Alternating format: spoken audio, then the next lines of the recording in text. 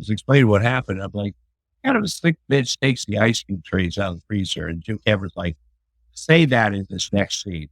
Welcome back to the Beans to Billion podcast. I'm John Kaufman, and today I've got someone who's lived a life that's as outrageous as it is inspiring. He's an actor, comedian, writer, producer, and somebody who's seen the top, the bottom, and everything in between. Tom Arnold. Now, Tom's story isn't just about Hollywood glitz and glamour. It's about grit, resilience, and knowing how to grab attention, sometimes in the wildest ways. From growing up in small-town Iowa, climbing to fame alongside his former wife, Roseanne Barr, working alongside Arnold Schwarzenegger, and navigating fame and tabloids, his life has been a roller coaster of epic proportions. We're going to talk about Tom's journey from being raised by a single dad and working in the kill room of a meatpacking plant to working with some of Hollywood's biggest names. Plus, we'll dive into the infamous Jenny Craig story, where he and Roseanne ended up gaining weight instead of losing it and lost millions.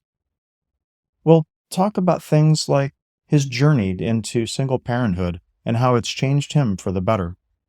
Good morning. You came from Iowa, small Um, town with a big family. Can you tell me a little bit about, what it was like growing up, like kind of what your start really looked like? well, Tupelo was a farm town. It's the big businesses, meat plant there, Hormel meat packing plant. And everybody, worked there. It's their goal. You go to high school, then hopefully get a job there. Hmm. And they had benefits. It was a good job. It was a good job in our town.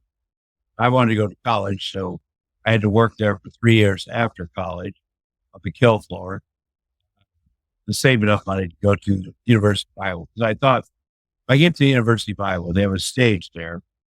And man, if I get on that stage and, I want to be a stand-up comedian, and I get on that stage, I'll be on TV in 6 weeks and everybody in my hometown will love me, which Hmm. turns out not to be true. But, Yeah. I was highly motivated, crazy, and I knew what I wanted to do. I knew it since I'm a single dad. My kids are 11, 15, uh, which is why I got no sleep last night. In the old days, I got no sleep because I was having fun. Yeah. Yeah, on high alert. They got friends over. You never know. You might have to drive a friend home at 1 in the morning. It might get Hmm. to each other. But I I'd always dreamed of being, and it's a weird thing to dream or town I'm from. But our dad was a single dad, but he was 22. I was 4, and my sister was 3. My brother was 1. That was a big job, and we used to tease that he was boring because he worked at the plant, came home, and now that I'm a single dad, I'm like, oh, how the hell did he do that? That's crazy. Yeah, Um, I know the feeling. I was a single dad for like a long time since my kids were, in diapers, and it's a rough thing at times, but it's super rewarding, right? Very rewarding. I mean, if I think of the sacrifices I made no sacrifices. I sacrificed being lonely, being unhappy, not being unconditionally loved. I had to sacrifice that, and I find it, even the minutia, very interesting and entertaining and learning who these kids are and what, protecting them, but also trying to figure out who they really are and try Hmm. to facilitate that. So, they're grown up. I do miss the baby time. I'm going to tell you, you have them right here, everything. Yeah, I get that. But mine are teenagers now. I've got a one that's 16 and one that's 18, about to be 19. Both girls, and they're a handful at times. People say, with my daughter who's 9 and my best friend, my son used to be my best friend, but then he got his Fortnite buddies. And I'll walk in my own house and I'll go, hey, son. He's like, Dad, please, please. Mhm. I don't want my friends to hear you. Okay, all right. What the hell's that? And then he'll come in the kitchen later because his friends have seen a picture on the internet of me and Tupac or something, one of the things we did. And he'll be like, Daddy, will you say hi to my friends? I'm like, hell no, I'm not saying hi to your friends. You guys Not now. all the time, one way or the other. I'm cool all the time or I'm not talking to you. My daughter is, she loves to hang out with me. She loves to go with me to CVS. And when you're my age, you go to CVS. Hmm. And just fun, and we have a really interesting relationship. But when she asks me a question, I think about the answer because that question she's asking me, whatever it is, she's thought about that question. It doesn't necessarily mean what you think of. This is hmm something up. She's thought. And so, it's great. I haven't had a date in 7 years, but if I do, I have 4 ex-wives that are open. hmm And you can have 3 ex-wives and still kind of go, yeah, that's crazy. Yeah. At some point, you're learning. You're No, learning, huh? if you have 4, you go, holy hell, it's me. It's me out of Yeah. so I have paced myself. But I will say, if I ever do date again, that woman will be the beneficiary of my daughter and I because I am hmm much more patient than I ever thought I could be. I do things that on paper seem like I will not like this, whatever this game is. Wishmallows makes no sense, hmm but I play and then I learn to love it. Yeah. And Absolutely. that's key things. Yeah. Um, You spend your time being like your life trying to be manly, right? And then you have a little girl, and next thing you know, you're wearing a weird wig or playing fairy princesses on the floor. It's insane. but I also find that my son is a big dude. He's this much taller than everybody. You see his football pictures. I post them, and you know, he's still a baby. He's big. He's a big guy. He has his own stuff going on. But my daughter is, I'm so great. When I had my son, I thought I'd been given everything. That's above and beyond anything I'd ever prayed for. Anything. There he is. Comes out. And they did a C-section on his mother. And he comes out, and I'm right there. I look at him, and it's unconditional love, back and forth. And I realized I could be a crap dad. This kid was still love. hmm I might as well be a really good dad. And I knew early on because of this marriage I was in that I was like, I better get my shit together because I'm going to be a cancer. So I could just in the vibe in the house. Yeah. So that's it. Every day I get out and I go, I got to work on my sobriety, my mental health, whatever, and then I start the day. And so there's some days around here that I am not happy. There are days when, I get a little overloaded or I want to quote their mom again or the 15th, 16th time. hmm But before I leave my bedroom, I'll look at the mirror and I put a smile on my face. And sometimes Absolutely. later in the day, I'll look in the mirror and I've still got the smile on because hmm I can't, our kids have seen about bad behavior by adults, one adult.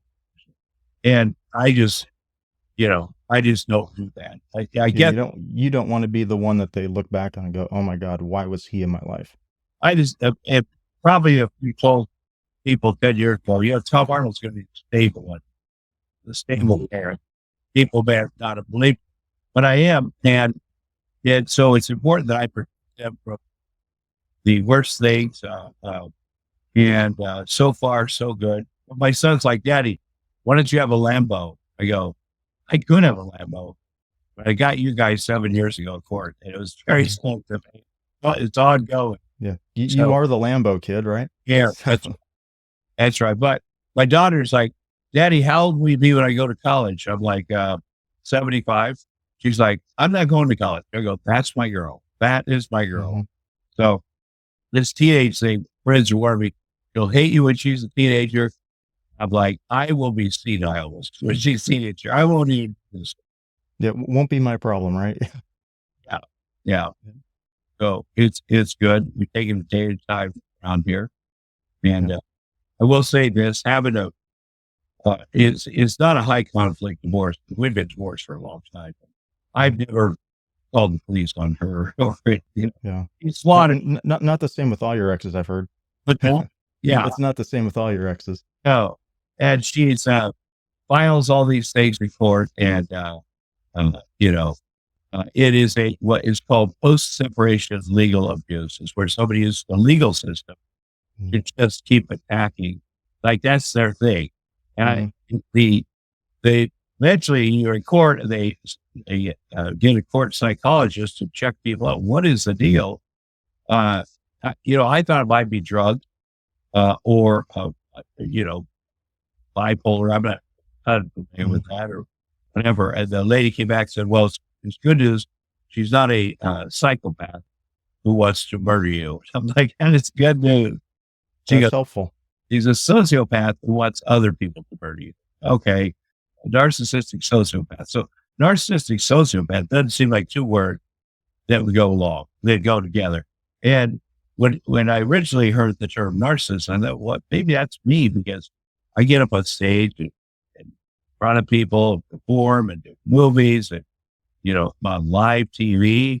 Geez, you gotta be kind of a narcissist for that, but it's a real, diagnosis. It's different than that.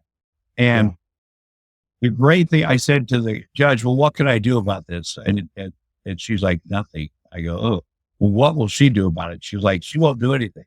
But there are signs. There are, you can tell when something's going to happen. You just get a feeling like, okay, here's what she's going to do. She's going to do this.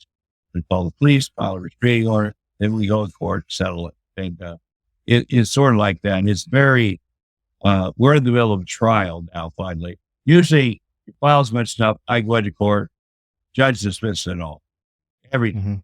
Which still a pain in the ass, because you got to prepare. Someone said, one time she filed 145 attempts of court, because each one is 5 days of jail. And oh my God. They were things like 2 minutes late for FaceTime, whatever. And, it takes meticulous. So, well, I have to rigorously defend those 145 things, which take a lot of money. And then even though it gets thrown out of court, just in case, because it's involving my children. Yeah. And, so that's kind of what, my mom growing up just left. Like she was out. And she was 16, but I was 18 when they got married. And she's like, yeah, I'm not maternal. I'm out, which was hard, but also great that she did that. So the thing I'm most grateful for, the thing I'm maddest about is she took off. The thing I'm most grateful for is that she took off. She had to be solid, so and like, how do you think like that affected your drive to like kind of go out, be the stand-up guy, kind of be, somebody who sought, the fame and the fortune and all that kind of stuff that you did, Well, it was kind of crazy, but the only time we ever heard our dad really laugh, was when there was a Bob Hope special on. And Bob Hope was a comedian back in the day, and he had these specials. He'd go to Vietnam and entertain the troops, or Korea or Germany, and take pretty women with him and sort of tell double entendre jokes. That's what my dad loved. And we'd hear him downstairs, just busting a gut. And I remember saying, whatever it is that Bob Hope does, that's what I did. One of the first things I did, I moved here in 1988 in January to write the Roseanne show.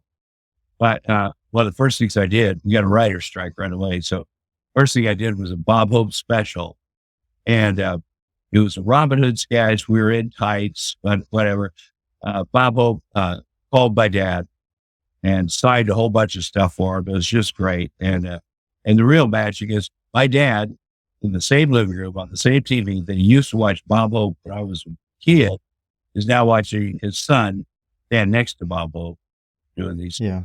And so that's kind of a miraculous thing. So that when that happened, I'm like, okay, that's it. No more false. I can go back. But, you got to do what you got to do. Yeah. And like, how did you adjust, like going from, small town guy working in a meat packing plant? I heard you worked at McDonald's, I did. I really liked McDonald's. I did that at college in Iowa City. The University of Iowa was a great school, and it's great and a great writer's workshop, which I sat in the back of that room many times. Great people, Kurt Vonnegut was up there, and David Milch, and just a bunch of really creative guys. And I found out later they were talking about why they go to Iowa. Yeah, they live wherever they live, East Coast, whatever. Why would they go to Iowa for the semester or something? And they said, it's the women. It's the women. Because the Iowa women are very forward. Like you think they wouldn't be. but they are. Well, you grew up on a farm, you see all the cows and the chickens and everything doing their business. They're like, hey, we know what this is about, right? Yeah, and you say, hey, I think I'd like to do that with you. And Hmm. okay, tell me what to do. So it was very forward. Even our sports, you know, the women's basketball state tournament drew way more people than the men's basketball state tournament. Hmm. And you can finally see that in fruition with Caitlin Clark, some of these other women who, it was always a big thing. It wasn't like people think, well, I was sort of that culture where there's the man and the woman and got her dress and cooking all the food and doing all this stuff. And that's what she does. And but from my experience, it was not like that. Yeah. Yeah. But So how do you transition out of that into like Hollywood? Like, how was that mentally for you? Like, was that a hard transition for you, or was it like super easy, barely inconvenient, so to speak? well, I think I always believed it was going to happen. I just believed that. But after on my third year at meat packing plant, I'm looking around. There's people happy there. Mhm. How are they freaking happy here? And I realized they have family. They have families, and this is their job. And it was a good job for our town, but it wasn't like their life. Like Yeah. they appreciated it. They were happy. I'm like, well, maybe if I don't get out of here and I just figure out a way to be happy, get married or something. My grandpa had worked there 50 years. And it's a pork processing plant. We're Jewish, but that's what we knew. We knew whatever. And then I started thinking, maybe you can't get to Hollywood from Ohio. Maybe it's, physiologically impossible. Maybe there's no way to do that. And we were at our local disco, the Jailhouse.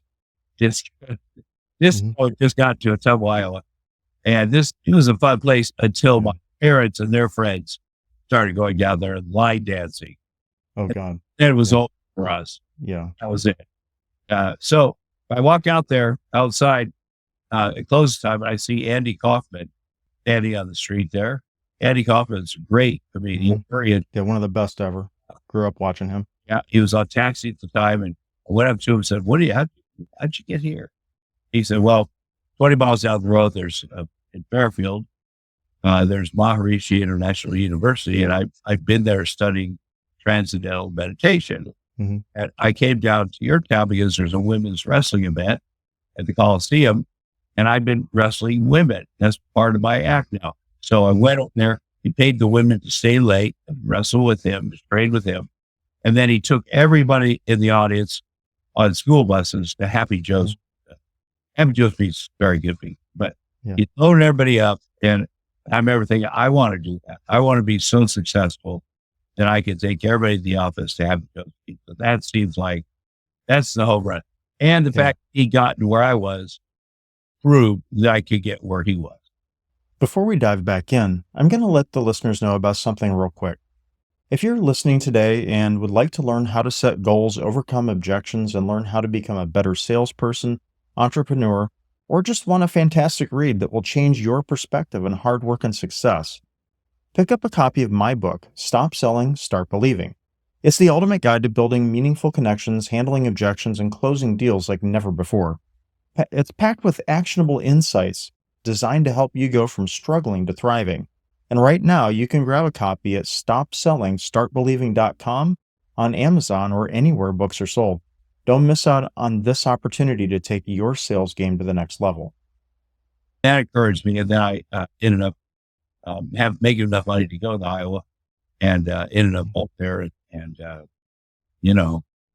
things didn't happen as fast as I would have wanted. But I also was like, in whatever happened, I was in for working for free, sleeping on couch. I was in for whatever. I just loved every part of what I did, every part of being a comedian. And after just a passion for it then, yeah. Yeah. Well, at Minneapolis at the time had 5 comedy clubs. So I moved from, what really happened is these real comedians from Minneapolis were coming down. I would open for them. All my buddies would be there. We drink, Everclear, hot switches, powdered Gatorade, and Ever mixed, scrambled up. That's a pretty smoked drink. We drink that. My friends would laugh and laugh when I was up there, and I get paid, and we all leave, 50 of us. Yeah. Finish partying out the street. And the comedy club owner from Minneapolis said, hey, next time if you can get your buddies to stay for the real show, Mhm. we'll give you a job in a comedy club. I'm Yeah. like, done. So, but we did. They stayed. I got on a bus and a trash bag with clothes in it and $100. Took a bus into Minneapolis, went right to the comedy club, and said, Mhm. I knock on the door and say, hey, I don't have a car or a driver's license, various reasons. So I need to live very close to here.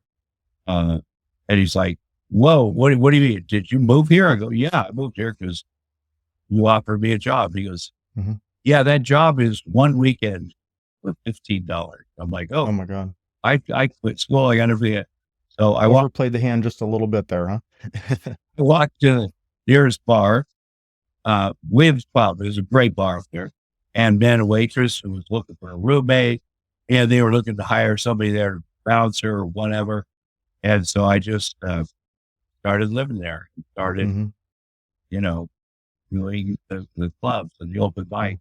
So how hard was it for you, like, when you started going, like, to actually get, like, that first paid gig, right? I mean, that's gotta be, like, the dream, not just to get up and do it for free, even though that's what you love, but, like, at some point, you gotta get paid for this, right? Like, how hard was that? Like, the objections and the pushback you had to overcome? Well, there's several things. This was 1983, 1988. That's why I lived in Minneapolis. I worked at First Avenue Club, where when I got there, they were filming Purple Rain. And Mhm. Prince is out there a lot of fun music people. I mean, it was a scene. And you had extra ways you could MC stuff and get paid a little bit here, a little bit there. Um, starting to figure out ways to get paid to do things, to do shows, to do a little writing, commercials. And I still worked in a Devondi's sandwich shop. I still did that. But I just sensed that one of these days I'll be making 50,000 a year. That was my whole goal. Mhm. And that seemed like so much money. Um, but I became a real writer when in 1983, when I was 23, Roseanne Barr, who was 30, lived in Denver, very funny comedian. The guy that booked the club in Minneapolis said, hey, I met a woman in Denver. She's very funny. I want you guys to work together. I think you guys would get along weekend. And she came in and she was amazing. And we got along very well. In fact, the MC, this woman named Liz Winstead, who's still on TV, she started the Mhm. TV show. That's one of her things. But Okay, got it. she was the MC, and I said, hey, can we borrow your car for a little bit? And we don't have a car. I said, okay. And then we were gone for the weekend. We were gone out partying, and it was great fun. And, she had a family back in Los Angeles. She had kids, which I thought Mhm. was cool. And we get together a couple of months, go on the road. And I started, she asked me if I would write jokes for her, for a character. And I knew her Mhm. character very well. So I started writing jokes. And she would do these jokes on Johnny Carson when she went on there. I'd watch it, very satisfying. And then she had in 87, she had an HBO special and asked me if I would play her husband. And I said, sure, I'll play that. That'll be fun. Mhm. And then the show, Roseanne show started. And she said, you have to write it. You know my voice more than anyone. So I was a stand-up comedian. Now I'm a writer. Mhm. Okay, I'll do that. That's the job available. I'll do it. It's a much more, better paying job than what I was Yeah, doing. probably more than the 50,000 a year you had a goal in, right? Yeah, So, or the 50 yeah. a week. Yeah, Yeah. and that moved up. And at first, I was the thing I knew was her character. The thing I knew was I didn't know about how the ins and outs of show business, and but I knew it was her show, and Mhm. what she wanted was going to happen. And there was some resistance within the writers' room, Mhm. and I was very blunt. I go, I don't know how to handle all this. We're going to do what she wants. And Mhm. what we'll do is she'll say what she wants. We'll make it better than that. That's what, Mhm. there's not going to be a power thing between the old executive producer and her. Yeah. And, we had less people go. And then it brought in a bunch of comics that I know from all over the United States, very Mhm. people, Norm Macdonald, Drake Sather, a whole bunch of comics that I knew were funny and different. Mhm. and I just taught him how to write the half-hour script for the sitcom script for, Yeah. And that was like literally the biggest show on TV back then. Like we all watched it. I mean, it was appointment TV. well, the second season of the Roseanne show, the writers were like, dude, if we were a couple then, I'd moved out there with my fiance, Minneapolis show, and she was going through a divorce. And so I moved out there, and then that didn't work out. And then Roseanne came up and said, hey, listen, nobody likes either one of us. We should get married. I'm like, yeah, that's a good idea. So we were a couple. It was in the tabloids, and they said, you should appear in an episode. A lot of people will watch that. And I did. I was very nervous acting because now I'm an actor, stand-up writer. And she helped me with that, gave me one great tip, which is anytime you walk into a room, walk in balls first. That's the room. So walk in. That was a good tip for me here. Yeah. Basically just go in and own it, right? Yeah. Like take over. And 48 million people watched that episode. Now, 48 million people don't watch maybe the Super Bowl, but if you get 4 people watching your show now, you got a hit. So it was a different time. It was a lot of fun. Got to work, got to hire all these great writers, working with great actors, did 6 years. Very grateful for all that. One thing that always fascinates me about kind of that period of your life is like, you could not turn on a TV, you couldn't open up a paper, you couldn't walk to the grocery store, past the tabloid stands. 365 days a year, your name, your face, and Roseanne's name and face was in front of you. Like you guys just owned the media cycle back then, like just massive amounts of attention. Yeah. Was that intentional or was that just kind of a byproduct of being kind of crazy at time of your life? In the 80s, the first time we were at the National Enquirer, we were like, oh my God, we're in that. It's so great. And so we started playing along with them. And I'd give them that we were having issues on the show with one of the guys I wanted him to quit, one of the writers. And so I gave that story to them. And we thought, oh, we're controlling this. We really are in charge of this narrative. And that ends quickly because they'll go at you. Their way of keeping you is going at you, And so, things happen. I'd written some letters to Roseanne or the stack of letters, and they're in my suitcase, my briefcase, and they disappeared from my office. And suddenly they printed in the Star tabloid. And so we got a private eye down there to find out how that happened and how I probably shouldn't have brought work, but they're one of my files. And it turned out my assistant, who was just this great woman, had stolen them because she didn't have enough money to feed her horse or something. And we got to court. Then we sued them, the Enquirer and the Star, and we won this big lawsuit, that you never win with those guys because first, and I won enough to get a Bentley Turbo. And then the best thing we won was they couldn't print any stories about it for 2.5 years. Oh, wow. Yeah. Unless we said, okay, print this story. So gave us a little reprieve to get on some other stuff. And, but it was an exciting time. And then we broke up in April 1994. And I lost my job that day, of course. And lost my fiance and my job, same day. We were married, but same thing. Coincidence. And, but Jim Cameron and Arnold Schwarzenegger said, oh, fuck those people, people were saying, I have no talent. I wrote a coattails. I'll be back in Iowa in 2 weeks. Yeah, I always kind of wonder, like, how do you kind of deal with that? Because, like, there was this perception back then, right, that, even though you were a writer, you'd been with her from the start, that you just kind of, like, showed up and, were only somebody because of her, which, I mean, your career after that has clearly borne that was not true. Well, people, it's easy, people to make those assumptions, judgments. Yeah, I've probably done that before, too. You can't believe two talented people would be together. There's always one and then sort of the hanger on.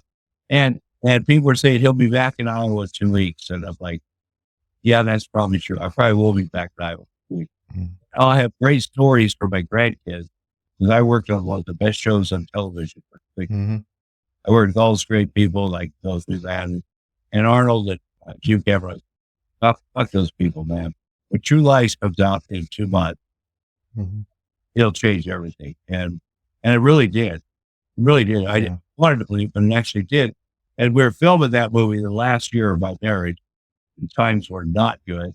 And so I really enjoyed filming that movie, dropping around the country, working with those guys. Yeah, Evan that Mott. was like one of the best movies like in that era too. I mean, that was kind of peak Arnold too, right then. And hold up. And I'll tell you though, Yeah. when they first of all, I didn't think I was going to get the movie. There's no way I was going to get. Mhm. I knew real actors for auditioning for the part I got, and my agent called. He said, "Hey, Jim Cameron wants to meet you for the movie True Lies." Mhm. Like, well, that's bullshit. You've obviously set up a mercy meeting with him. You and the rest of the yahoos and William Morris, who think Dan and I are leaving William Morris. You call him up. Please meet with this asshole, Jim Cameron. We do a lot of business together. You don't have to cast him, of course, but Mhm. take a meeting. So I wasn't going to even go because I had a little bit of self-esteem. Then I thought, I'd like to meet Jim Cameron. And this would be a healthy chance to meet. Yeah. What have you got to lose at that point, right? Yeah. So I go down there to his office. He's great. We chit-chat a little bit. And after a while, he's like, okay, do the audition scene. And I'm like, I got to be honest. I did not even read the audition scene. Mhm. What? I go, because if I tried, when I didn't get it, it would hurt more. But if I don't try and don't get it, it's not. Mhm. And he's like, oh, he goes, here, it's 3 pages. Read it to me one time. And so I take these pages and I read the scene to him one time. And he's like, huh, that's good. Hey, get Mhm. Arnold out here. Now, I didn't know Arnold Schwarzenegger was in the loft upstairs. Yeah. And all of a sudden, Arnold Schwarzenegger, holy shit. He's coming upstairs looking at it.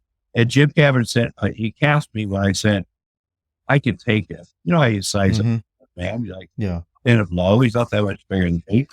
And when Arnold came, we did it one time. And it was, man, really was chemistry. But then Jim said, Yeah. I think that my favorite line from that whole movie is when you're telling him, or when he mentions like she took the silverware and everything in the kitchen sink, and you were like, yeah, it happens. Yeah.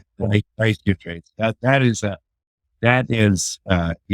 a real deal. I came into work, and at that time, I was living in a house, and Roseanne would have somebody come into my house, do the fuck with me, and it's sort of how women do them. So much smarter, so much devious. I think of the macro ideas, like I will burn your house down. They think I'm going to send somebody in there and take all the batteries out of all the remotes of the house. When he gets to work, he's going to be like doing this and going, what the fuck? This is weird, crazy. And Arnold and I started doing this healthy shake thing where we had whole vegetables, whole fruit, and we had to grind them. And with ice, we had to make 3 big ones, one for the way to work, one for lunch work, and one for later. And so the ice cube tray, the ice cube maker could not keep up. So I got 30 ice cube trays. Like in the morning, open up the freezer, start making this shit. And the ice cube trays are gone. You got to be shifty. That's what I gave it makeup with Jim and Arnold Brenner. I go, I was explaining what happened. I'm like, kind of a slick bitch takes the ice cube trays out of the freezer. And Jim Cameron's like, say that in this next scene. And that's what I did. First time, buddy. Same exact thing happened to me with wife number 2. Remember? I had no idea nothing's going on, right? I come home one day and the house is completely empty. And I mean completely empty. She even took the ice cube trays out of the freezer. What kind of a sick bitch takes the ice cube trays out of the freezer? If you're enjoying what you hear so far, stick around, hit like and subscribe. There's more coming in part 2 in next week or so. We're going to go over things like the Roseanne roast, single parenting, what Tom's doing now, what his new challenges are, and where he's found happiness. Check back. There's more funny stories and deep-hitting stuff that really is going to blow your mind. Like, subscribe, and come on back. Have a good one.